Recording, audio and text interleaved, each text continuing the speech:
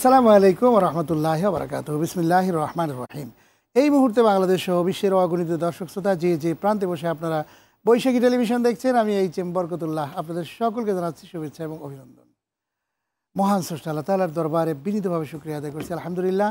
বিশ্বনবী জনাবে মুহাম্মদ রাসূলুল্লাহ সাল্লাল্লাহু আলাইহি ওয়াসাল্লামের প্রতি দরুদ এবং সালাম প্রেরণ করে শুরু করছি আজকের পরিবেশনা। প্রিয় দর্শক, আপনারা দেখছেন বিজলি কেবলস নিবেদিত রমজানের সওগাত। অনুষ্ঠানটি বৈশাখী টেলিভিশন স্টুডিও থেকে সরাসরি সম্প্রচারিত হচ্ছে। আমরা আজকেও হাজির হয়েছি আপনাদের সামনে অত্যন্ত চমৎকার আয়োজন নিয়ে, ইসলামের আলোকে ইসলামের জীবন ঘনিষ্ঠ এবং জীবন জিজ্ঞাসামূলক প্রশ্নোত্তরের আয়োজনে।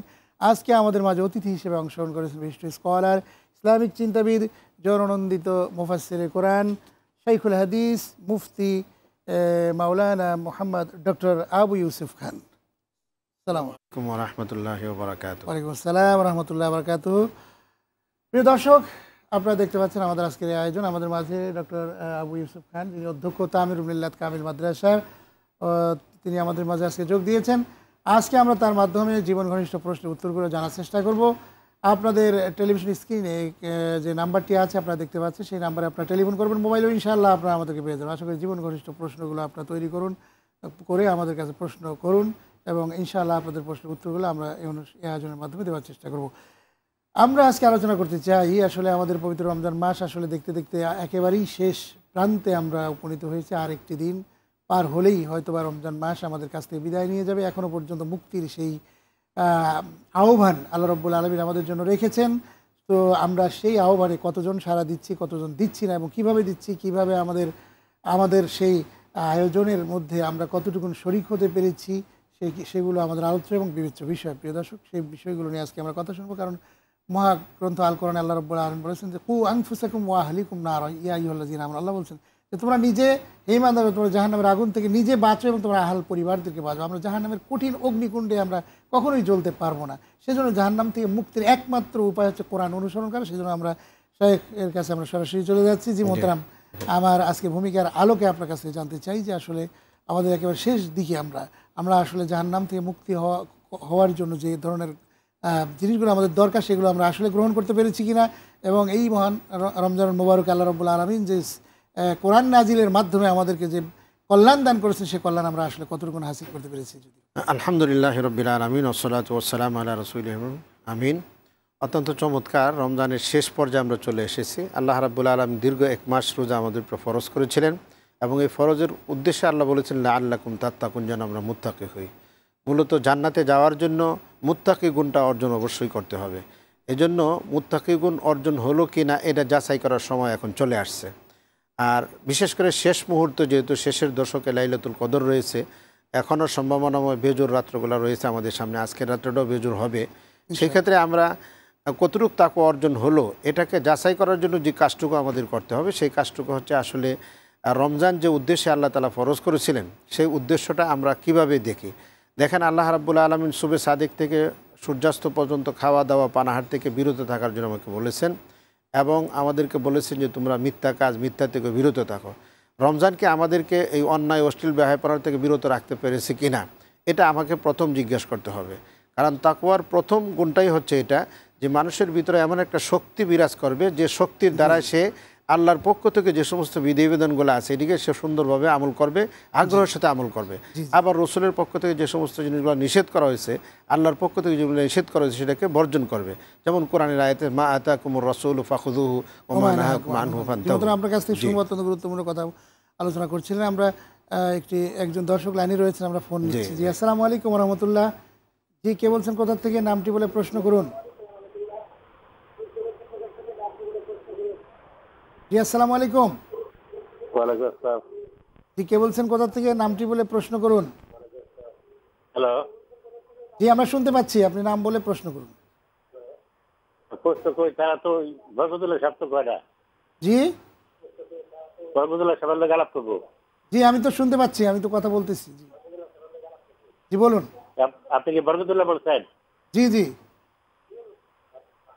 তো আমি টিভিতে তো শুনি না তার কথা। জি,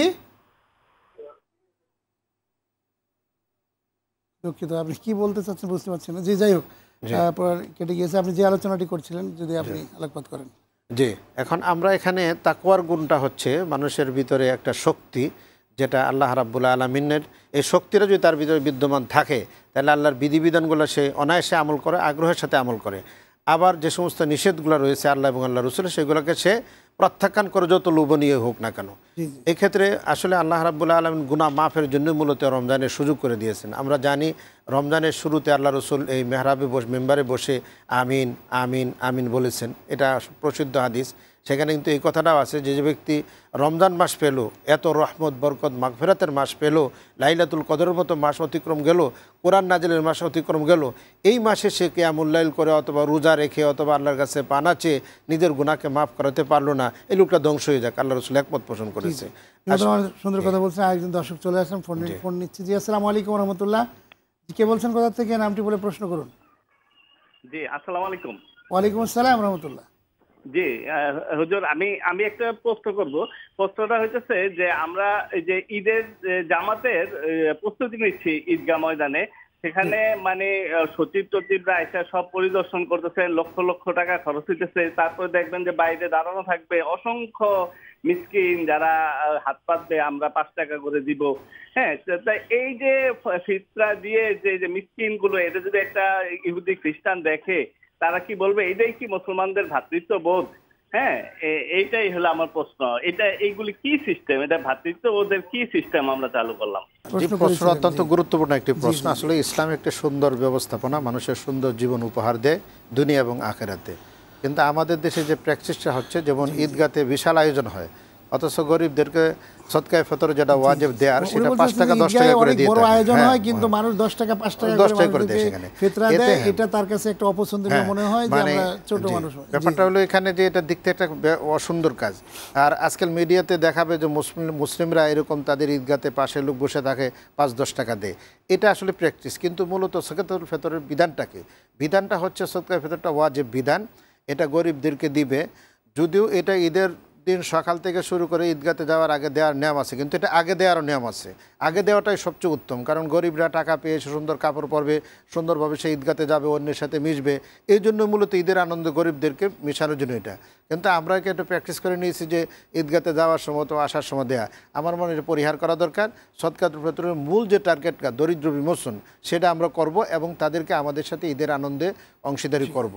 আমার মনে হয়, আশা করি ভাই এই ব্যাপারটা হয়তো দৃষ্টি আকর্ষণ করছেন আমাদেরকে। জি, আসলে আমরা যে দানগুলো করি অন্যের দিয়ে, যারা সম্পদশালী ব্যক্তি, তাদের সম্পদের মধ্যে আল্লাহ কোরআনেই তো বলেছেন যে অফিয়া মুআলিম হাক্কুল লিসাইলি ওয়াল মাহরুম, তোমাদের সম্পদে গরিবদের অধিকার রয়েছে। বলে নাই যে অনুগ্রহ রয়েছে, বলে নাই যে তোমাদের আবেগ রয়েছে, এটা কিন্তু বলে নাই। বলেছে যে একটা জিনিস কিন্তু খুব চমৎকার, আসলে সরকারিভাবে যদি এই দায়িত্বগুলো নিত, তাহলে তাদের কাছে যদি গরিবদের পুরো একটা তালিকা থাকতো, সেই হিসাবে তারা বিভিন্ন জায়গায় সেগুলোকে সুন্দরভাবে বিতরণ করতে পারতো। কিন্তু আসলে আমাদেরকে এটা খেয়াল রাখতে হবে, অন্যের সম্পদ এটা দিয়ে দিতে হবে। কিভাবে দিতে হবে সেটা সুষ্ঠু পরিকল্পনা প্রয়োজন। রাইট, আপনি ঠিকই বলেছেন। আর দর্শক লাইনে রয়েছেন। জি আসসালামু আলাইকুম রহমতুল্লাহ। জি কে বলছেন, কোথা থেকে, নামটি বলে প্রশ্ন করুন। জি আসসালামু আলাইকুম। আসসালামু আলাইকুম হুজুর। জি বলেন, কে বলছেন? আমি ঢাকা থেকে সালাম বলছিলাম হুজুর। অনেক ধন্যবাদ। জি আব্দুল সালাম ভাই। আমার একটা প্রশ্ন ছিল, সেটা হচ্ছে রমজান মাসে রোজা থাকে না, কিন্তু দেখা যায় 30 দিনই হচ্ছে ইফতার সময় মতো করতেছে, এবং হচ্ছে আপনার ঈদের দিনও ঈদের নামাজ পড়তেছে, ঈদের সবকিছু পালন করতেছে, কিন্তু রোজা থাকে না। তাদের ব্যাপারে আসলে হুজুর ইসলাম কি বলে? আচ্ছা, অনেক ধন্যবাদ। অত্যন্ত গুরুত্বপূর্ণ প্রশ্ন। আসুন আমরা জানার চেষ্টা করি যে আসলে রোজা থাকে না কিন্তু ইফতারের সময় ঠিকই উপস্থিত হয়ে যায়, মানে ঈদের সময় গিয়ে উপস্থিত হয়, এরকম কিন্তু আসলে হয়। এবং তারা ইফতার মাহফিল করে, আয়োজন করে, সারাদিন আবার খাওয়া দাওয়া করে, আবার ইফতারের সময় গিয়ে হাজির হয়ে যায়, আবার ঈদের সময় গিয়ে তারা উপস্থিত আগে কাতারে যায়, আতর সুরমা এগুলি মেখে টেকে সেখানে জায়নামাজ নিয়ে। আসল ব্যাপারটা হলো কনসেপ্টটা আমাদের কাছে ধারণার ভুল। ঈদে রমজান হচ্ছে ফরজ, এটা একটা ফরজ ইবাদত। যেরকম নামাজ পড়া ফরজ, হজ করা যেরকম ফরজ, জাকাত যেরকম ফরজ, এরকম রমজানে রোজা রাখাও 1 মাস রোজা রাখা ফরজ। কেউ যদি অসুস্থ থাকে অথবা সফরে থাকে তাদের অন্য সময় রাখার ব্যাপার। ইনি যিনি যদি এটাকে অস্বীকার করে তো ইমানের ভিতরেই থাকে না, ইমানতে বিচ্ছিন্ন হয়ে যায়। আর যদি অলসতা করে তাহলে এত কুফুরি কাজে সে লিপ্ত হয়েছে যেটা কল্পনার বাইরে। শুধু ইফতার আর ঈদগাতে যাওয়া, সুন্দর কাপড় কেনা, এইগুলোর মধ্যে কিন্তু আসলে কেন কেউ যদি ইফতার নাও করে, সেহারি নাও খায়, ঈদগাহ থেকে আপনার স্বাভাবিক নামাজ আদায় করে, কোনো কারণে যদি দিতেও না পারে, কিন্তু সেটা তার রোজা তাকে অবশ্যই রাখতে হবে। এই ধারণা আমাদের কাছে এখন আসলে এটা অনেকেই বলেন, ইন্নামাল ঈদুল লিমান সামা, যে ব্যক্তি রোজা রেখেছে সেই ব্যক্তির, ইন্নামাল ঈদুল লিমান তারাকার মানাহি, ওই ব্যক্তির জন্য যে ব্যক্তি গুনার কাজগুলো সে বর্জন করেছে। ইন্নামাল ঈদুল লিমান আমার আল্লাহ লিমান আমারা ইমতাসাল আমরিল্লাহ ও আমরা রাসূলিল্লাহি সাল্লাল্লাহু আলাইহি সাল্লাম, ঈদ হচ্ছে ওই ব্যক্তির জন্য যে ব্যক্তি আল্লাহ এবং আল্লাহ রসুলের বিধিবিধানগুলোকে মানলো। ঈদ হচ্ছে ওই ব্যক্তির জন্য যে ব্যক্তি আল্লাহর বিধিবিধানগুলো মানার সাথে সাথে যেগুলো নিষেধ ছিল সেগুলো পরিহার করেছে। আসলে আমাদের কনসেপ্টটা যারা আলোচনা করেন তারা বলা দরকার যেটা ফরজ বিধান, এটাকে অস্বীকার করার কোনো সুযোগ নেই, অস্বীকার করলে কোনো ইসলামই থাকে না, আর অলসতা করলে কুফরি চলে আসে। আপনি ঠিকই বলেছেন। আসলে যে ব্যক্তি ইফতারের রোজা না রেখে ইফতার করে, তার রোজা থাকা মানে ইফতারের যে একটা স্বাদ, যে অনুভূতি, সেটা সে পাবে না। রোজাদার যে দুইটার সময় তার আনন্দ আসে। আপনিও দেখেন যে সারাদিন রোজা রেখে যখন আমার পিপাসা আছে, খাবার আছে, সামনে ইফতার আছে, কিন্তু আমি অপেক্ষা করতেছি সময়ের জন্য, তখন যে একটা আনন্দ তার কাছে আসে, এই আনন্দটা কিন্তু একজন ওই রোজা না রেখে ইফতার করলে সে আনন্দ পাবে না। আমরা তো দেখি এই জন্য ইফতার মাহফিলে অনেক মারামারি হয়, বোঝা গেল সে আসলে সত্যিকার রোজা না। ওই মুহূর্তে তার আসলে যে আবেগটা সৃষ্টি হওয়া দরকার ছিল, সে আবেগটা তার কাজ করছে না। মাঠে গিয়েও কিন্তু দেখা যায় যে সকলের পিছনে এসে আবার সামনে গিয়ে চলে গেছে। তার মনের মধ্যে যতই যে ব্যক্তি সারা মাস রোজা রাখার পর, সিয়াম পালনের পর, তার মধ্যে কিন্তু একটা অন্যরকম অনুভূতি, অন্যরকম তার একটা ভাব থাকে। সারা মাস সিয়াম পালন করে নাই সেই ব্যক্তি কিন্তু আসলে সেই স্বাদটা পাবে, তার মনের মধ্যে কিন্তু একটা চোর চোর ভাব থাকবে না। এখন এই যে রোজা চলে যাচ্ছে, আসলে সত্যিকার বান্দা যারা, তারা কিন্তু খুব কষ্ট পাচ্ছে যে বিশাল মাগফিরাতের মাস, রহমতের মাস, গুনাহ মাফের মাস বিদায় নিচ্ছে। আমি কতটুকু অর্জন করতে পারলাম এই সার্টিফিকেট আমার কাছে এখনো নাই। এই জন্য অনেকে কিন্তু এটাকে বিদায়, মানে এমন একটা বিদায় আগামী বছর আমার নসিব হয় কি হয় না। এই জন্য আমি দর্শক ভাইদেরকে বলবো যে দুইটা দিন আরও আমাদের সামনে আছে, বা একটা দিন আমরা যেন আল্লাহর কাছে কান্নাকাটি করে নিজের গুনাহগুলি মাফ করানোর মতন একটা সাক্ষী যেন নিজের অন্তর করতে পারি যে আল্লাহ হয়তো এই রমজানে আমাকে মাফ করে দিয়েছে, এমন একটা অবস্থা ভিতরে সৃষ্টি হওয়া দরকার। আপনি ঠিকই বলেছেন যে আসলে অত্যন্ত আমাদের যে অনুভূতি এবং ইমানি প্রেরণা, এটি যদি জাগ্রত না হয় তাহলে কিন্তু আমরা শুধুমাত্র সিয়াম পালন করেই কিন্তু আল্লাহর কাছে সান্নিধ্য লাভ করতে পারবো। আমাদেরকে আল্লাহর কাছে সারেন্ডার করতে হবে এবং কমপ্লিটলি সিয়াম বাহ্যিকও পালন করতে হবে এবং মনের দিকটাও আল্লাহর কাছে কি করতে পৌঁছার চেষ্টা করতে হবে, তাকে অর্জন করতে হবে। তবেতেই দুইটার সমন্বয় আল্লাহর যে হাদিসটা আসছে সাওমুল ওয়ানা আজিজি বিহি, রোজা আমার জন্য এবং আমি তার প্রতিদান দিব, এটা পাওয়ার জন্য কিন্তু ওই মানের লোকটাই সে পাবে ইনশাআল্লাহ। জি জি, আপনি ঠিকই বলেছেন যে আসলে আমরা শুরুতে একটি আয়াত দিয়ে আমরা শুরু করেছিলাম যে ইয়া আইয়ুহাল্লাযীনা আমানু কু আনফুসাকুম ওয়া আহলিকুম নারা। আল্লাহ বলছেন যে হে বান্দাগণ, তোমরা আগুন থেকে বাঁচো, নিজেদেরকে রক্ষা করো, নিজের পরিবার থেকে বাঁচো। মানে আমাদের সামনে কিন্তু আগুন আমরা দেখতে পাচ্ছি। আগুন মানে কি? জাহান্নামের আগুন, কঠিন শাস্তির আগুন, আযাবের আগুন। এটা কিন্তু আমাদেরকে হাসি এবং তুচ্ছ তাচ্ছিল্যর মতো অনেকে মনে করে, যার কারণে এই অনুভূতি কিন্তু জাগ্রত হয় না। কিন্তু আসলে কিন্তু দুনিয়ার সমস্ত ভোগ বিলাস, সে মত্ত থেকে আমরা কিন্তু ভুলে গিয়েছি। আল্লাহ কিন্তু কোরআনে এটাই বলতে চান যে তোমরা আসল জিনিসটি ভুলে গেছো। এই রমজান কিন্তু আমাদের সেটি শিখায়, কিন্তু রমজানটা যখন পার হয়ে যাচ্ছে আমরা কিন্তু আবার ভুলে যাচ্ছি। এক্ষেত্রে আমাদের কি করণীয়? আসলে রমজানের যে এই জন্য 12 মাসের 1 মাস আমরা রোজা, এই রোজার থেকে যে শিক্ষাগুলো আছে, রোজার মূলত তাকওয়ার 6টি গুণ সূরা আল ইমরানে আছে। আস-সাবিরিনা, ধৈর্যশীল হবে, আস-সাদিকিনা, সত্যবাদী হবে, আল কানিতিনা, বিনয়ী হবে, আল মুনফিকিনা, সে ব্যয় আল্লাহ রাস্তায় ব্যয়কারী হবে, ওয়াল মুস্তাগফিরিনা বিল আসহার, এই যে শেষ রাত্রে আল্লাহর কাছে কান্নাকাটি করা, এই প্রশিক্ষণটা কিন্তু আমাদের কাছে সবসময় থাকতে হবে। আমরা রোজাকে মনে রেখে যেরকম সত্য কথা বলছি, মিথ্যা থেকে রক্ষা করেছি, এরকম বাকি জিন্দগিটা আমরা সত্য বলবো, মিথ্যা থেকে নিজেদেরকে রক্ষা করব। এবং আমরা রমজানে যেরকম বিনয়ী আল্লাহর সাথে কান্নাকাটি করেছি, কাজকর্মে যেরকম বিনয়ী ভাব প্রদর্শন হয়েছে, সবসময় এটা আমাদের থাকবে। এবং আল্লাহর রাস্তায় ব্যয় করা এটা চলমান থাকবে, সেখানে যখনই সুযোগ তখনই করব। আর বিশেষ করে প্রতি রাত্রেই আল্লাহ রাব্বুল আলামিন শেষ রাত্রে কিন্তু আমাদের কাছে আল্লাহ চান যে কারা তোমরা গুনাহ মাফ চাও, আমরা গুনাহ মাফ করে দিচ্ছি, তোমার কারা সুস্থতা চাও সুস্থতা দিচ্ছি, কারা সম্পদ চাও তোমাদেরকে সম্পদ দিচ্ছি। এই বিষয়গুলো কিন্তু সবসময় হচ্ছে, আমরা এটা অব্যাহত রাখবো। এবং সাথে সাথে আসলে প্রতি মাসে যে 3টি আইয়াম বীজের রোজা সেটা রাখার চেষ্টা করব। এরপর শাওয়াল মাসে একটা মান আতপা সিত্তা মিন শাওয়াল ফাকান্নামা সামাদ দাহরা কুল্লাহু, শাওয়াল মাসে যে ব্যক্তি 6টি রোজা রাখলো সেই ব্যক্তি আসলে যেন সারা বছর রোজা রাখার সওয়াব পেল। এই আমলগুলো যেন আমাদের কাছে অব্যাহত থাকে, আমরা চেষ্টা করব। আসলে এই যে আইয়ামে বীজের রোজা, তারপরে বছরে বেশি প্রতি মাসে প্রতি সপ্তাহে আমরা যে রোজা রাখি সোমবার এবং বৃহস্পতিবার, সেই রোজা এরপরে আপনার অন্যান্য দিবসগুলোতে কিছু কিছু দিবস আছে যেখানে রোজা রাখতে হয়, যেমন ধরেন আমাদের মহরম মাসের রোজা। তারপরে বিভিন্ন সময় এই যে রোজাগুলো আমরা যদি রাখি তাহলে কিন্তু আসলে শুধুমাত্র সোয়াবই হবে তা কিন্তু নয়, আমাদের কিন্তু সুস্থ থাকার জন্য কিন্তু অন্যতম একটা মাধ্যম। এবং আজকের যত বড় বড় ডক্টর, মেডিকেল সায়েন্টিস্ট আছে তারা এটা প্রমাণ করেছে যে সিয়ামের মাধ্যমেই আসলে অনেক সুস্থতা নিয়ে আসা সম্ভব। এই জন্য আল্লাহ তাআলা কোরআনে আমরা প্রতিদিনই এই আয়াতটা আমরা উচ্চারণ করি, এটা সকল দর্শক যেন মনে করে এবং এই আয়াতটাকে নিয়ে যেন রিসার্চ করে, যেন প্রত্যেক দিনই আমরা এই আয়াতটা বলার চেষ্টা করি যে ওয়ান তাসুমু খায়রুল লাকুম ইন কুনতুম তাআলামুন। আল্লাহ বলছে যে এই সিয়াম তোমাদের জন্য কল্যাণকর যদি তোমরা জানতে, যদি তোমরা বুঝতে। আসলে আমাদের তো জানি না যে এর ভিতরে আরো অনেক কিছু আছে। একটা কথা 283 নম্বর আয়াতে ইন কুনতুম তাআলামুন আর 84 নম্বর আয়াতে লাআল্লাকুম তাশকুরুন, এখানে দুইটার খুব সমন্বয় আছে। যদি তোমরা এটা ভালোভাবে জানতে তাইলে এগুলো তোমরা করতে। এরপরেও কিছু সুযোগ তোমাদেরকে দিয়েছি সফর অবস্থায় অথবা অসুস্থ অবস্থায়, সেটা তোমাদের শুকরিয়া আদায় করার জন্য। আসলে আল্লাহ রাব্বুল আলামিন যে বিধিবিধানগুলো দিয়েছেন প্রত্যেকটা তো উপকার আছে, ফরজ হোক সুন্নত হোক বা যে রসুলের সুন্নতগুলো হোক প্রত্যেকটাতে আছে।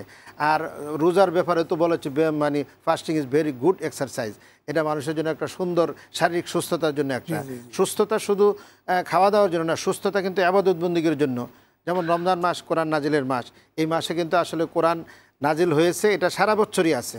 আমরা আমাদের সন্তানদেরকে নিজেদেরকে কোরআন পড়ার জন্য চেষ্টা করব সেখানে। আসলে এখন কোরআন বোঝার জন্য আসলে ওই আরবি শিখতে হবে এরকম না, বাংলাতে তাফসির আছে, ইংরেজিতে আছে, উর্দুতে আছে, বিভিন্ন আপনাদের আলোচনার মাধ্যমে আছে, ইউটিউবে আছে। একজন লোক যদি সিদ্ধান্ত নেয় যে আমি কোরআন বুঝতে চাই, শিখতে চাই, সিদ্ধান্ত নিলে যে কোনো ওয়াই তার সামনে আছে কোরআন বোঝার জন্য। আমরা চাই যে রমজান কোরআন নাজিলের মাস থেকে আমরা এখন থেকে সিদ্ধান্ত নিব যতদিন আল্লাহ দুনিয়াতে রাখেন কোরআন যেন আমরা শিখি, কোরআন বুঝি, কোরআন যেন আমল করি, কোরআন যেন আমাদের সমাজে প্রতিষ্ঠা করার জন্য চেষ্টা চালায়। আল্লাহ আমাদেরকে তৌফিক দান করুন। ঠিকই বলেছেন যে আসলে কোরআনের সমাজ প্রতিষ্ঠার জন্য কাজ না করলে তাহলে মানুষগুলো কিন্তু সমাজের মানুষ ভালো হওয়া সম্ভব নয়। আপনি যতই চেষ্টা করেন দুনিয়ার সমস্ত আদর্শগুলোকে যদি একত্রিত করা হয়, কোনো আদর্শ দিয়েই কিন্তু সমাজকে সুন্দর করা যাবে না, সমাজের সংস্কার করা সম্ভব না। কারণ এখন কিন্তু সমাজের বড় বড় মানুষেরা এই যে এখন বলে যে সমাজকে সংস্কার করতে হবে, আরও সংস্কার প্রয়োজন, নির্বাচন আরও দেরিতে প্রয়োজন, আরও সংস্কার প্রয়োজন। তার মানে সংস্কার কি দিয়ে হবে সেটি কিন্তু নবী করিম সাল্লাল্লাহু আলাইহি ওয়াসাল্লাম দেখিয়ে গিয়েছেন এবং সেটি কোরআন ছাড়া আসলে সম্ভব নয়। আরেকজন দর্শক লাইনে আছেন। জি, আসসালামু আলাইকুম রহমতুল্লাহ। দুঃখিত, লাইনটি কেটে গিয়েছে। প্রিয় দর্শক, আপনি আবারও চেষ্টা করুন। জি মোহতারাম, এই যে কোরআনের কথা আমরা বলি, অনেকেই মনে করে যে হুজুরেরা তো কোরআনের কথা বলবেই, এই প্রোগ্রাম তো ইসলামী প্রোগ্রাম, সুতরাং কোরআনের কথা এটা আসবেই, কোরআন ছাড়া তো অন্য কোনো কথা ওনারা জানে না। আসলে কি ব্যাপারটা এরকম? না, কোরআন তো দেখেন ইন্না হাযাল কুরআনা ইয়াহদি লিল্লাতী হিয়া আকওয়াম, মানুষের যত প্রকারের মানুষের জীবনের সাথে জড়িত, দুনিয়ার সাথে জড়িত সমস্ত কিছু কোরআন তিবিয়ানাল লিকুল্লি শাই কোরআনের বর্ণনা আছে। এবং আল্লাহ এক জায়গায় বলেন ইন্না হাযাল কুরআনা ইয়াহদি লিল্লাতী হিয়া আকওয়াম, যে সঠিক পথে চলতে চায়, সুন্দর জীবন করতে চায়, সুন্দর দেশপ্রেমিক হতে চায়, দেশের উন্নয়ন করতে চায়, তার জন্য সঠিক গাইডবুক হচ্ছে পবিত্র কোরআন। কোরআন দেখেন ব্যবসা বাণিজ্যের মধ্যে বলেছেন আহাল্লাল্লাহুল বাইয়া ওয়া হাররামার রিবা, তোমরা ব্যবসাকে আল্লাহ হালাল করেছেন, সুদকে হারাম করেছেন। কোরআন ওয়া আশিরুহুন্না বিল মারুফ, পরস্পর যারা সামাজিক বিধানের ক্ষেত্রে সুন্দরভাবে তাদের আচরণ করা বলা হয়েছে। কোরআন হচ্ছে ওয়াইলুল লিল মুতাফফিফিন, যারা দামে কম, মূল্যে কম দেয়, বেশি দেয় বা বেশি নেওয়ার সময় বেশি নেয়, দেওয়ার সময় কম দেয়, তার জন্য ওয়াইল। আবার আল্লাহ রাব্বুল আলামিন ওয়াইলুল লিকুল্লি হুমাযাতিল লুমাযা, যারা কথার মধ্যে তারা কি করে মানুষকে কষ্ট দেয়, মিথ্যা কথা বলে, ছলছল অহংকারী করে, কষ্ট দেয়, তাদের জন্য ওয়াইল। কোরআন শরীফে দুটো জায়গাতে ওয়াইল বলা হয়েছে, একটা সম্পদের সাথে আর একটা হচ্ছে মানুষের আচরণের সাথে। সম্পদের সাথে ওয়াইলুল লিল মুতাফফিফিন, সেটা সম্পদে যদি তারা নেওয়ার সময় বেশি নেয়, দেওয়ার সময় কম দেয়, যারা আমাদের দেশে আছে। খুবই আশ্চর্য লাগে, সকল ক্ষেত্রে একটি নীতিমালা, কনস্টিটিউশন আল্লাহ রাব্বুল আলামিন প্রণয়ন করেছেন। আল-ইয়াওমা আকমালতু লাকুম দীনাকুম বলে পরিপূর্ণ শুনবো। আরো একজন দর্শক লাইনে চলে আসেন। জি, আসসালামু আলাইকুম রাহমাতুল্লাহ। জি, কে বলছেন, কোথা থেকে, নামটি বলে প্রশ্ন করুন। জি, আসসালামু আলাইকুম। ওয়ালাইকুম আসসালাম রাহমাতুল্লাহ। জি বলুন, আপনি টেলিভিশনের ভলিউম কমিয়ে একটু কথা বলুন। আমি দিনাজপুর থেকে বলতেছি, আমেনা বেগম। জি বলুন, বলুন, আমরা শুনতে পাচ্ছি আপনার কথা। তো আপনি ডাইরেক্ট বলুন, কারো কথা শোনার দরকার নাই, কে কি বলছে ওইটার দরকার নাই, আপনি বলুন না খোলামেলা কথাবার্তা। আমার আম্মা মারা গেছে 3 বছর হইতেছে। আচ্ছা, আমি একটু জি, তার জন্য একটু আমি কষ্ট পাই, অনেক কষ্ট পাই। কোনো দোয়া কালাম আছে নাকি? আমার একটু অনেক ধন্যবাদ বোন, অত্যন্ত মনটা একটু সুন্দর। শক্ত জি জি, করা আমরা লাগে। বুঝতে পেরেছি। দেখতে থাকুন, শুনতে থাকুন ইনশাআল্লাহ। জি, আসলে উনি অনেক কষ্ট পাচ্ছে, ওনার আব্বা মারা গিয়েছেন, উনি এই জন্য ব্যথিত। তো তাদের জন্য কি দোয়া আছে, যে দোয়া করলে আসলে আব্বা আম্মার কবরে শান্তি হবে, এটাই আসলে মূলত উনি বুঝাতে চেয়েছেন। ও অত্যন্ত চমৎকার। পিতামাতা মৃত্যুবরণ করা এটা সন্তানের জন্য খুবই কষ্টকর। জি আর আসলে পিতামাতা তো সন্তুষ্টি অর্জন করার জন্য আল্লাহ রাব্বুল আলামিন নিজেই কোরআনে দোয়া আছে, রব্বির হামহুমা কামা রব্বায়ানি সগীরা, যে আল্লাহ তুমি আমার পিতামাতাকে এরকম সেবা যত্ন দেও যেরকম তারা শিশু অবস্থায় দিয়েছেন। আরেকটি আছে বোন, এইটা আমল করতে পারেন, যে আল্লাহ রসুল বলছেন যে মানুষ মৃত্যুর পরে দুনিয়াতে 3টি জিনিসের সম্পর্ক থেকে যায়। এটা সদকায়ে জারিয়া, আপনার পিতামাতার জন্য আপনি কোনো সদকায়ে জারিয়া মসজিদ, মাদ্রাসা, এতিমখানায় দান করতে পারেন। দ্বিতীয় হলো ইলমিন ইউনতাফাউ বিহি, ইসলামিক কোনো জ্ঞানের খেদমত করা, কোনো বই কিনে দান করা, কোরআন শরীফ কিনে দান করা, অথবা কোনো এরকম মিডিয়াতে আছে, মিডিয়াতে সহযোগিতা করে আপনি সদকায়ে জারিয়া নিতে পারেন। আর সবচেয়ে বড় যেটা, সেটা হচ্ছে আপনি তার সন্তান হিসাবে ওয়ালাদিন সালিহিন ইয়াদুল্লাহু দোয়া করবেন প্রত্যেক নামাজের পরপর, রব্বির হামহুমা কামা রব্বায়ানি সগীরা। আর যে কোনো, এটা আরবি না পারলেও আপনি যেভাবে চান, যে দুটা জিনিস মৃত্যু ব্যক্তির জন্য চাওয়া হয়। একটি হচ্ছে মূলত তার গুনাহ মাফ করা এবং তাকে রফে দারাজাত করা। এই জন্য আপনি বলবেন যে আল্লাহ আমার আব্বু আম্মুর যদি জীবনে গুনাহ তাকে মাফ করে দাও এবং জান্নাতের সর্বোচ্চ মাকামে তাদেরকে স্থান দাও। এই কয়েকটা দোয়া আপনি করবেন। এছাড়া পিতামাতার জন্য সবসময় দানের হাত সম্প্রসারিত করা। যেমন আমি একটা সবসময় একটা কথা বলে থাকি, যে আজকে যদি আপনার আব্বু অথবা আম্মু জীবিত থাকতেন, তাহলে অবশ্যই ঈদের মধ্যে তাদের জন্য কিছু না কিছু কেনাকাটা করতেন, ওষুধের খরচ করতেন।